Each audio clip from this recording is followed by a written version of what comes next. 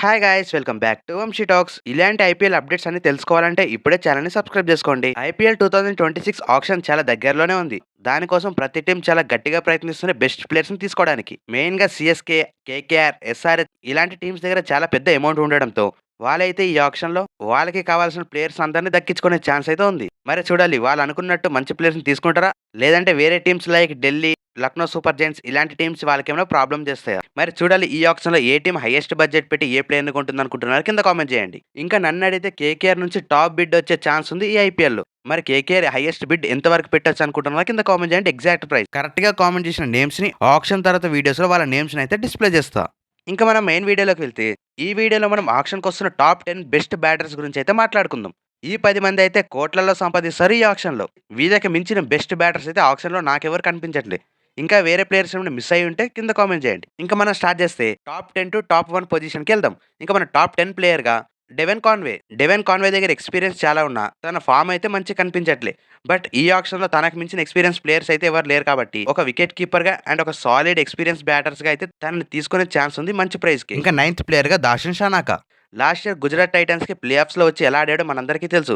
తన నుంచి best attacking batting అయితే చూసాం. సో తనని మళ్ళా తీసుకోవాలని గుజరాత్ టైటన్స్ కూడా గట్టిగా ప్రయత్నిస్తుంది. చూడాలి మరి తనని ఎంతవరకు బై చేస్తారో. ఇంకా మన ఎయిత్ ప్లేయర్‌గా గుర్బాజ్. గుర్బాజ్ అయితే ఆఫ్ఘనిస్తాన్ యొక్క బెస్ట్ బ్యాటింగ్ వికెట్ కీపర్ అని చెప్పాలి. తన గురించి కేకేఆర్ కూడా మళ్ళా ట్రై చేయొచ్చు. బట్ కేకేఆర్ కన్నా నాకు ఎక్కువగా అనిపిస్తుంది ఢిల్లీ క్యాపిటల్స్. ఢిల్లీ క్యాపిటల్స్ ఇలాంటి స్మార్ట్ బై చేయడంలో ముందుంటున్నారు. వాళ్ళకి ఇలాగే ఒక ఓపెనర్ కావాలి కాబట్టి, ఓపెనింగ్ కమ్స్ వికెట్ కీపింగ్ కూడా బాగా చేస్తాడు కాబట్టి గుర్బాజ్‌ని అయితే ఢిల్లీ క్యాపిటల్స్ ట్రై చేస్తున్నారు అనుకుంటున్నా. మీరేమనుకుంటున్నారో కింద కామెంట్ చేయండి. ఇంకా మన సెవెంత్ ప్లేయర్‌గా మయాంక్ అగర్వాల్. మయాంక్ అగర్వాల్ ఆర్సీబీ టీమ్‌కి లాస్ట్ ఇయర్ పడికల్‌కి రీప్లేస్‌మెంట్‌గా వచ్చి కొన్ని మ్యాచెస్ అయితే అదరగొట్టాడని చెప్పాలి.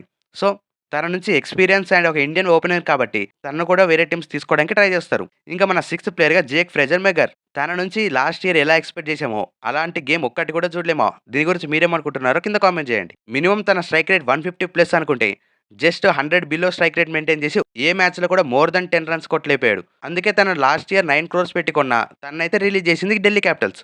మరి ఈసారి మళ్ళీ తన తక్కువ ధరకే తీసుకుంటారా? లేదంటే తన పర్ఫార్మెన్స్ బెటర్ అయితే ఇంకా బెస్ట్ ప్రైస్ వెళ్తాడనుకుంటున్నారా? ఇంకా ఫిఫ్త్ ప్లేయర్‌గా పృథ్వీ షా.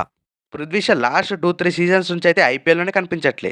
తను ఎలాంటి బ్యాటరో మనందరికీ తెలుసు. కానీ తన పర్సనల్ ప్రాబ్లమ్స్ వల్ల లాస్ట్ సీజన్స్‌లో అయితే తనను తీసుకోవడానికి కూడా చాలా టీమ్స్ అయితే ఆలోచించాయి. ఇప్పుడు మహారాష్ట్ర తరపున అయితే తన బ్యాటింగ్‌తో అదరగొడుతున్నాడని చెప్పాలి ప్రతి మ్యాచ్‌లో. ఇంకా ఫైనల్ ఫోర్త్ ప్లేయర్‌గా బేస్ట్రో. బేస్ట్రోక్ అయితే ఎస్ఆర్‌హెచ్ ఉన్నప్పుడు ఎలాంటి ప్లేయరో మనందరికీ తెలుసు. తనైతే బెస్ట్ హిట్టర్ అని చెప్పాలి ఓపెనింగ్ పొజిషన్‌లో. సో తన గురించి మళ్ళీ ప్రత్యేకంగా చెప్పక్కర్లేదు. లాస్ట్ సీజన్ అయితే ముంబైకి వచ్చి ఒకటే మ్యాచ్ ఆడినా తన పర్ఫార్మెన్స్ ఏంటో ప్రతి ఒక్కరికి ప్రూవ్ చేసి చూపించాడు. ఈసారి అయితే బేస్ట్రోని కేకేఆర్ టీమ్ తీసుకోవాలని గట్టిగా చూస్తున్నారని రూమర్స్ అయితే వస్తున్నాయి. చూడాలి మరి తన ప్రైస్ ఎంతవరకు వెళ్తుందో. ఇంకా మన టాప్ 3 బ్యాటర్స్ విషయానికొస్తే టాప్ 3 పొజిషన్‌లో మిల్లర్. మిల్లర్‌కి అయితే ఐపీఎల్‌లోనే ఒక పెద్ద ఫ్యాన్ బేస్ అయితే ఉంది. తను ఆఖరిలో వచ్చి గేమ్స్ ఫినిష్ చేయడంలో నంబర్ 1 బ్యాటర్ అని చెప్పాలి. లాస్ట్ సీజన్ ఎల్ఎస్జీ టీమ్‌లో 4 ఫారెన్ ప్లేయర్స్ వల్ల తనకైతే ఛాన్సే రాలేదని చెప్పాలి.